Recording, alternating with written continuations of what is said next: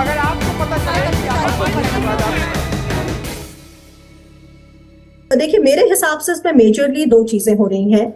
एक तो नैरेटिव जो बन रहा है वो ये, पहले ये माना जाता था कि अमेरिका केवल अपने एलाइज से ही इस तरह की चीजों को शेयर करता है, ये जो टेक्नोलॉजी है, और अगर आपको अमेरिका का सहयोग चाहिए और एक सस्टेन्ड लेवल का सहयोग चाहिए तो आपको अमेरिका का एलाई बनना पड़ेगा। तो एक इस तरह की जो सोच थी, ये एक नैरेटिव था दुनिया में।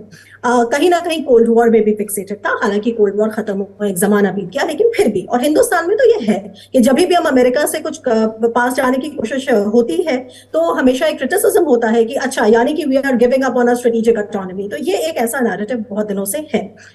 इसका खंडन हुआ है क्योंकि मैं देख रही हूं कि ये जो स्पेस है ये कोलिशंस और पार्टनरशिप्स की तरफ जा रही है, स्ट्रेटेजिक पार्टनरशिप्स की तरफ जा रही है, ना कि केवल उस परिभाषा में बंद के रहने की कि आप अमेरिका के ट्रीटी एलाय हैं कि नहीं है। ये पहली चीज। दूसरी चीज जो इंपॉर्टेंट है वो ये कि देखिए, ऑलरेडी हमारे रिश्ते यूएस से काफी अच्छे रहे हैं। 2005 में जो सिविल न्यूक्लियर कोऑपरेशन है वो इंपॉर्टेंट रहा है, काफी वाटरशेड इवेंट था।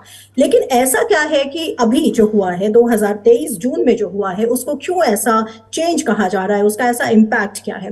देखिए, जो सबसे इंपॉर्टेंट बात मेरी नजर में है, जिसका असर अभी अभी भी है और आने वाले वक्त में हम ज्यादा देखेंगे, वो ये कि हम पहली बार अमेरिका के साथ जो डिफेंस कोऑपरेशन के रेल्म में उतर रहे हैं, और डिफेंस कोऑपरेशन के रेल में इस तरह उतर रहे हैं कि वो आगे पैराडाइम शिफ्ट्स को लेकर आए। तो ये केवल महज डील्स नहीं है, ये जो आपको जनरल इलेक्ट्रिक्स और हाल के बीच में जो आपको 414 इंजन की डील सामने आई है, ये it's not just a deal. हम 2010 से जो टेक्नोलॉजी अपने इंजन के लिए इस्तेमाल कर रहे थे, अपने हम फाइटर्स, मतलब मैं अपने प्लेन्स की बात कर रही हूँ, वहां जो इस्तेमाल हो रही थी, और 10 साल से इस पर रिसर्च चल रहा था कि हमें 414 जो टेक्नोलॉजी है चाहिए। लेकिन इस बात को आते आते 10 साल से ज्यादा का वक्त लग गया कि जब एक्चुअली हमने इसको अपने जो डिफेंस एक्विजिशन रिफॉर्म्स के अंतर्गत जो हमारे जो जो जो डेजिटरेटम है, मतलब वो मेक इन इंडिया होना चाहिए, उसमें ट्रांसफर ऑफ टेक्नोलॉजी का कंपोनेंट होना चाहिए, उसमें कुछ जॉइंट प्रोडक्शन के बारे में बात होनी चाहिए, इन बातों के अनुसार हमने जो डील करी है अमेरिका से, ये अपने आप में इट इज अ वाटरशेड होगा। उसके बाद आगे अगर ये हमारे जो इंजन है इनसे पावर होंगे, उसके बाद हम इसको नेवल सेक्टर में भी ले जाएंगे। इसी तरह से जो ड्रोन्स की हमने डील करी है, जो प्रेडेटर ड्रोन्स हैं, जो तकरीबन 30 ड्रोन्स हमने बात करी है, तकरीबन $3 बिलियन के खर्चे पर, ये हम अपने एयरफोर्स, नेवी और आर्मी में बांटेंगे। और इसका भी जो प्रोडक्शन है ये पूरी तरह केवल बायर सेलर रिलेशनशिप नहीं है, इसमें भी एक तरह का जॉइंट प्रोडक्शन का जो कंपोनेंट है वो है।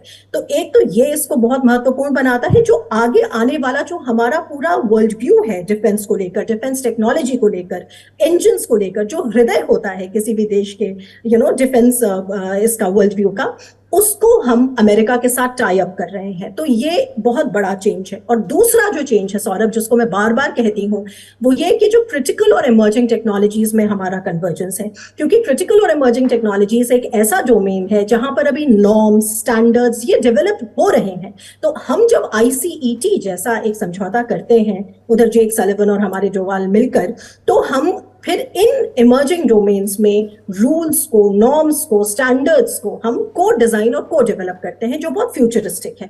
और सबसे इंपॉर्टेंट बात इसमें ये भी है ये जानना कि ये जो आपको चेंजेस दिख रहे हैं, ये सारे चेंजेस ऐसा नहीं कि ये अभी मोदी सरकार की इसमें बात है, या केवल इसमें पिछले 6 महीने का हार्ड वर्क है। ऑफ कोर्स है, इसमें कोई डाउट नहीं है। लेकिन ये जो सारी चीजें हैं, इनका जो फ्रेमवर्क है, इंस्टीट्यूशनल फ्रेमवर्किंग जिसको कहते हैं, ये तकरीबन 10 साल से चल रहा है। इसमें डिफेंस टेक्नोलॉजी और जो डिफेंस ट्रेड और टेक्नोलॉजी काउंसिल की स्थापना, जो इंडिया को स्ट्रेटेजिक ट्रेड ऑथराइजेशन की लिस्ट में डालना।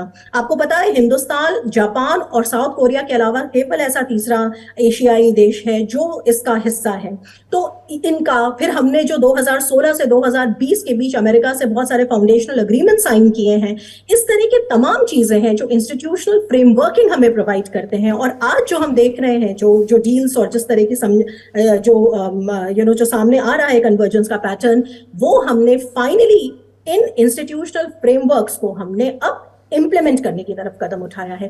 तो ये इसमें जो गेम चेंजर जो कंपोनेंट है वो यहाँ है, and it is definitely going to change India's defence outlook. और सबसे बड़ी बात है जो एक कॉन्शियसनेस है कलेक्टिव वेस्ट की, कि भारत को कैसे आत्मनिर्भर भी बनाना है और भारत का जो डाइवर्सिफिकेशन प्रोग्राम है उसमें एक तेजी कैसे लानी है, इसमें पहली बार मैं कहूंगी कि ठोस कदम हमें अमेरिका और भारत के बीच में उठता हुआ दिख रहा है।